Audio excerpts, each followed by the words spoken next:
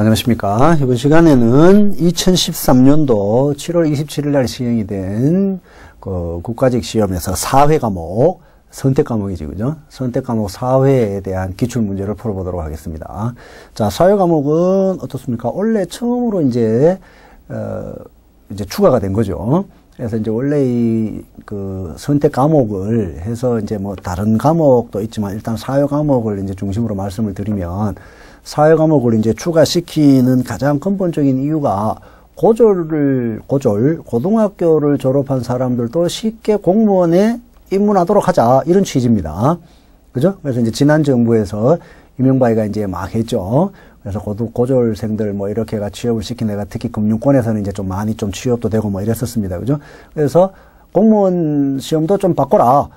이렇게 해가지고 이제 고등학교를 졸업한 사람들도 쉽게 공무원 시험에 합격할 수 있도록 그래서 좀 다변화를 시켜라. 그렇게 해서 이제 사회 과목이 이제 추가가 되면서 이제 선택 과목으로 들어간 거죠. 자, 그러면 여러분들 이제 사회 과목 같은 경우에도 굉장히 어떻게 생각하면 좀 광범위합니다. 그죠? 그리고 여러분들 같은 경우에 이제 뭐 어떤 공기업이나 사기업에 또 취업 준비를 하시다가 공무원 시험을 준비하시는 분들도 있을 수 있고 이런데 그냥 상식 과목하고도 유사하죠. 그렇지만 이제 사회라는 과목은 그래도 이제 정치, 법률, 그 다음에 경제, 사회문화 쪽에 조금 더 집중이 된 거죠. 다른 거는 이제 터치를 안 하고. 그래서 이제 우리가 이제 흔히 우리가 중고등학교 때 배운 그 사회 과목입니다. 그리고 이제 원래 처음으로 이제 추가가 되면서 어렵게는 나오지 않을 거다. 이렇게 이제 된 거죠. 그런데도 보면 시중에 이제 몇몇 오프라인 학원도 마찬가지고 온라인도 마찬가지고 너무 어렵게 합니다. 너무 어렵게. 그럴 필요가 없어요. 무조건 기본입니다. 모든 시험은 기본.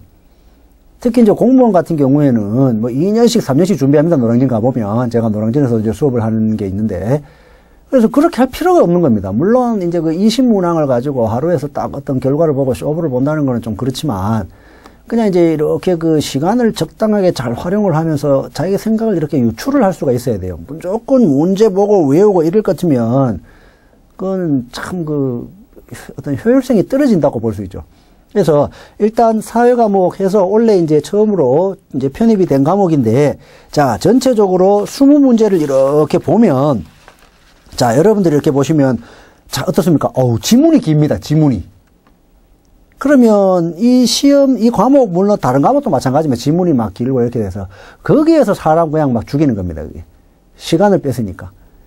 그죠? 그래서 빨리 풀어야 되는데 너무 많은 글자를 적어놨고 그 글자를 읽고 이해하는데 또 시간이 오버가 되고 그리고 너무 어렵게 또 공부를 하다 보니까 그죠? 또 달달달달 외우다 보니까 외운 거는 아는데 살짝 유출을 못 합니다. 거기에서 이제 그냥 1년 준비하신 게 그냥 뭐 이제 또 이렇게 좀 그렇게 되는 거죠. 그래서 모든 거는 공부도 방법론입니다. 방법론을 알고 전략을 짜시면 절대 어려운 게 아닙니다. 그죠? 그래서 좀 잔소리 아닌 잔소리를 좀 드렸고, 여러분들 공부 방법을 좀 바꿔야 돼요. 어렵게 한다고 절대 좋은 게 아닙니다. 여러 권 책 본다고 좋은 게 절대 아닙니다. 가장 기본을 알고 계셔야 돼요. 자, 그럼 이제 사회 과목을 한번 보도록 하죠. 제가 사회 과목 이론을 했을 때하고 같이 연관지어서 이렇게 자꾸 설명을 드립니다. 왜? 그렇게 해야 기본서 하나를 보면서 내가 거기에서 어떻게 생각을 하고, 지금 요게 책에서는 요런 이론에서 요렇게 좀 돌려가지고 다르게 표현했는구나. 이렇게 되는 거죠. 그렇게 안 되면 뭐 책을 기본서를 뭐 몇 권을 봐야 되는데, 그럴 필요가 없는 거죠. 그래서 이제 간단하게 기본 이론을 여러분들이 수업하셨을 때 그걸 또 이렇게 좀 생각을 좀 해보시면서 이렇게 좀 문제를 풀어보면 여기서 이런 거구나. 요 생각을 내가 좀 했었어야 되는구나. 그죠? 그것만 잘 파악하시면 공부가 절대 어려운 게 아닙니다. 너무 맹목적으로 하시니까 이제 어려운 건데. 자, 먼저 1번을 봅니다. 자, A, B, 글자를 많이 적어놨습니다. 그죠? A, B, 인플레이션이 우려될 때 이에 대한 설명으로 옳지 않은 것은 단 총수요 곡선이 우하향하고 총 공급 곡선은 우상향하며 다른 조건은 불변이다. 머리 아픕니다. 조건이. 그죠? 이런데 너무 신경을 쓰시면 안 돼요. 가장 기본입니다. 기본. 자, 그러면 제가 사회 문제, 교재에 있는 문제를 풀 때도 항상 제가 강조한 게 무엇을 묻는지를, 키워드를 꼭 알으라고 말씀드렸습니다. 출제자들은 정신 산만하게 만들어보려고 막 다른 용어를 막 집어넣어 놓습니다. 거기에서도 포인트를 알아요, 포인트를. 자, 그럼 지금 여기서 뭡니까? 인플레이션이 우려될 때입니다. 인플레이션이 우려될 때. 인플레이션이 우려될 때, 이에 대한 설명으로, 옳지 않은 것을 찾는 겁니다. 자, 그러면 원자재 가격이 급등했다. 소비 및 투자 증가로 인한 경기가 과열됐다. 자, 간단하게만 뭡니까? 인플레이션의 의미만 알면 이거 다 풀리는 겁니다. 자, 제가 이론할 때도 인플레이션, 디플레이션, 디스플레이션, 리플레이션, 스태그플레이션, 리세션, 더블딥 뭐 이런 정도만 기본적으로 좀 알고 계시면 됩니다. 라고 말씀을 드렸죠. 그리고 각각 어떤 상황일 때 어떠한 정책을 펼치면 되느냐. 지금 1번 문제가 그겁니다. 자, 그러면 인플레이션은 한마디로 하면 뭡니까? 화폐 가치가 떨어져서 물가가 오를 때입니다. 그러면 지금 물가가 오르는데 딱 보니까 A가 뭐라 나옵니까? 원자재 가격이 급등했다. 맞죠? 그 다음에 소비, 투자 증가로 경기가 과열됐다. 그게 결국은 뭡니까? 인플레이션 우려가 되는 거죠. 자, 그러면 A 상황, B 상황을 잘 보면서 자, 총 수요 곡선이 우하향, 총 공급 곡선은 우상향. 자, 그러면 수요와 공급 곡선 요거 뒤쪽에 가면 또 다시 한번 설명 드립니다. 곡선 상에서 이동하는 거, 곡선 자체가 이동하는 거, 그것도 딱 생각하면 되는데, 그거까지 생각 안 하셔도 문제 풀 수 있어요. 자, 한번 봅니다. 자, A로 인해 생산과 고용이 감소된다. A가 뭐라는 거? 원자재가 가격이 급등한 겁니다. 원자재 가격이 급등하면 어떻게 돼요? 원자재 가격이 급등하면은 생산하고 고용 감소할 수밖에 없죠. 왜? 공장 입장에서는 원자재를 사오려고 하면 돈이 그만큼 더 필요한 거고, 그리고 원자재를 못 가옵니다. 원자재를 못 가오니까 그 다음에 어떻게 돼요? 공장 못 돌아가죠. 공장 못 돌아가니까 어떻게 돼요? 인력 잘라야 됩니다. 고용 감소됩니다. 1번 맞는 겁니다. 그래서 절대 어렵게 생각하시면, 여러분들 같은 경우에는 10명 중에 8명이 그랬을 겁니다. 문제 딱 읽고 조건, 단 총수요 곡선이 우하향, 총 공급곡선이 우상향, 여기에 꼽혀가지고, 야, 그럼 총 공급곡선, 총 수요 곡선이 우상향, 우하향, 그러면 어떤 상황인지 여기에 먼저 꼽힙니다. 그럼 시간은 시간대로 가고 의미를 모릅니다. 1번 맞습니다. 그죠? 그 다음에 2번을 봅니다. A 경우에는 총 공급곡선이 좌측으로 이동한다. 자, A 경우가 원자재 가격이 급등할 때입니다. 자, 그러면 원자재 가격이 급등했다. 이렇게 됐을 때, 자, 그대로 보면 경제 성장률은 떨어지고 물가가 오르고, 제가 지금 말씀드린 걸 그대로 이렇게 생각을 하시면, 총 공급곡선, 공급곡선은 뭡니까? 요거는 제가 좀 그려야 되겠네. 자, 경제에서는 기본이 이겁니다. 이거만 하면 경제 그냥 50%한 겁니다. 총자 들어갔다고 어려운 거 아닙니다. 그죠? 총자 무시해도 돼요. 그럼 지금 여기에서도 공급곡선이 좌측으로 갔다는 거는 공급곡선 이겁니다. 좌측이 어디입니까? 이쪽으로 왔다는 겁니다. 이쪽으로. 그래서 곡선 상에서 이동, 곡선 자체가 이동. 그 곡선 자체가 이동하는 결국 뭡니까? 경제 성장률도 떨어지고 물가도 오르고 지문 이런 거 보면 생산 비용도 자꾸 떨어지고. 그래서 결국은 스태그플레이션 이런 상황이 막 벌어지는 거죠. 그래서 지금 여기도 보시면 자, 원자재 가격이 급등하고 그다음에 어떻습니까? 인플레이션도 우려되고 이렇게 됐었을 때는 전체적으로 보시면 노동 투입도 떨어지고 생산량도 떨어지고 설명이 다 되는 거죠. 공급고서가 공급의 양이잖아요. 그래서 좌측으로 이동하는 건 맞습니다. 그죠? 그 다음에 B로 인해가, B가 뭡니까? 소비나 투자 증가로 인해가 경기가 과열된 거. 경기가 과열되면 어떻게 돼요? 경기가 과열되면. 물가도 오르면서도 경기가 과열되고 공장에 물건 잘 팔리고 그러면 또 직원 모집하고 생산 고용 막 증가하는 겁니다.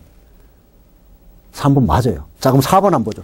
B로 인한 대책으로 제한율, B는 지금 소비와 투자가 증가로 경기가 과열, 경기 과열이 뭡니까? 결국은.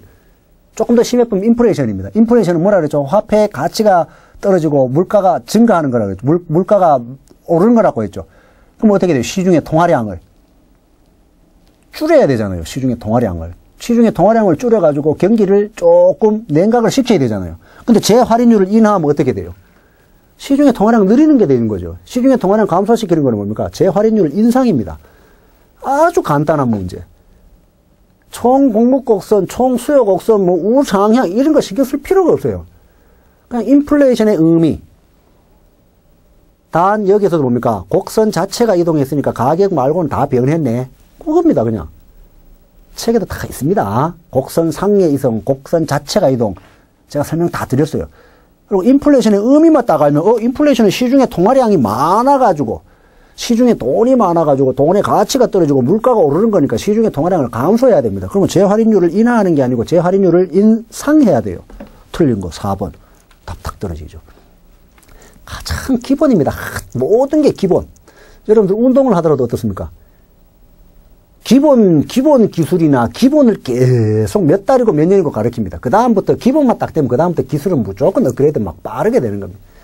기본이 안 되고 막 하면 처음에는 조금 빨리 가는 것 같지만 결국에는 어느 정도까지만 딱 가고 더 이상 안 돼요. 무조건 기본입니다. 기본.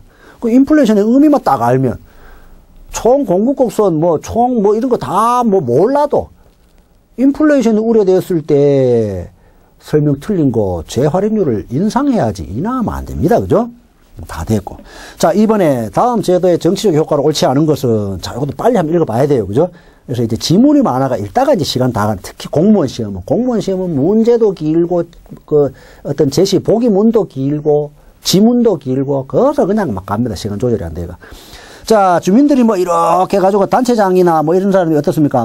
잘 일도 못하고 이렇게 해가지고 여러 가지 문제점이 있다고 판단될 때 지방원을 통제할 수 있는 거고 일정 절차를 거쳐가지고 이렇게 한다. 주민투표를 또는 임기 중인 단체장이나 지방원을 교체할 수도 있다. 뭡니까? 딱 읽어보니까, 주민투표제도네. 또, 우리나라에는 하지는 않지만 국민소환제도네. 그죠? 딱 떠올라야 돼요. 그죠? 그걸 딱 읽어보는 겁니다. 그러면 뭡니까? 지자체장을 뽑아놨는데 요놈이 오케이 일을 하는 겁니다. 야, 저거 자르자. 그겁니다. 자, 보기 1번 봅니다. 참여민주주의의 정착 활성화 맞지요? 참여하자. 우리 주민들이 다 참여하자. 우리가 뽑아놨으니까 저는 오케이 일 안 하고 맨날 우리 세금 낸 거 가지고 놀러만 다니고 우리 구, 우리 시 일 오케이 안 본다. 이렇게 되면 막 모아가지고 주민투표 해보면 되는 거죠. 참여민주주의 맞죠? 그 다음에 지방자치의 효율성과 안정성을 향상하지. 지금 일 못하는 단체장 갈라고 하는데 안정성, 효율성 이거하고는 어떻습니까? 전혀 무관하죠. 답 2번. 굉장히 쉽죠. 여러분들이 문제 푸실 때 어떻게 앉아서 푸셨는지 모르겠지만 너무 어렵게 생각하실 필요 없어요. 그래서 저는 항상 여러분들 쉽게 공부하십시오. 키워드 위주로 공부하십시오. 그걸 항상 이야기하면 공부 방법만 알면 2번 이거 너무 쉽죠. 지방자치의 효율성하고 지방자치의 안정성하고는 아무 상관없는 거. 그 다음 어떻게 돼요? 단체장, 지방의원, 재량권을 견제하지요. 저거 지 마음대로 하네. 주민투표해가지고 잘라버려야지. 재량권 견제하는 거 맞습니다. 그죠? 또 쭉 해가 주민에 대해서 정치적 책임감을 가지게 합니다. 그죠? 지 책임감 다 뭐하면 주민투표가 잘라버리니까. 주민소환, 국민소환 이런 거 있죠? 책에 다 있어요. 사회 이런 책에 보시면. 그래서 보기 2번은 전혀 상관없는 겁니다. 그죠? 답 딱 떨어지고. 자, 3번 또 나옵니다. 이거는 어떤 시각이냐. 자, 이것도 빨리 읽어봐야 돼요. 그래서 제가 항상 말씀드리지만 무조건 외워 갖고는 안 되는 겁니다. 지금 제가 2번 풀 때도 어떻습니까? 한 5줄 되는 거 하나하나 읽은 거 아니죠? 그거는 이론 처음 공부할 때고 딱딱딱 읽어보니까 단체장 지가 잘못해가지고 주민투표하고 소명할 기회도 딱 주고 그래도 안 되면은 그냥 임기 내했다 해가지고 교체해본다 바꿔본다. 그럼 주민투표 국민소환 딱 되잖아요. 그럼 일 잘하나 못하나 딱 보는 거고 우리가 뽑았는데 오케이 일 못해? 우리 손으로 잘라버리고 그죠? 우리 손으로 교체한다 이렇게 해주면 제가 우리 손으로 잘라버리고 이렇게 표현하는 이유가 뭐냐면 그렇게 하면 여러분들이 더 빨리 기억에 오래 남잖아요. 그래서 제가 그런 표현을 쓰는 겁니다. 절대 공부를 어렵게 할 필요가 없어요. 딱딱딱딱 떨어지는데 자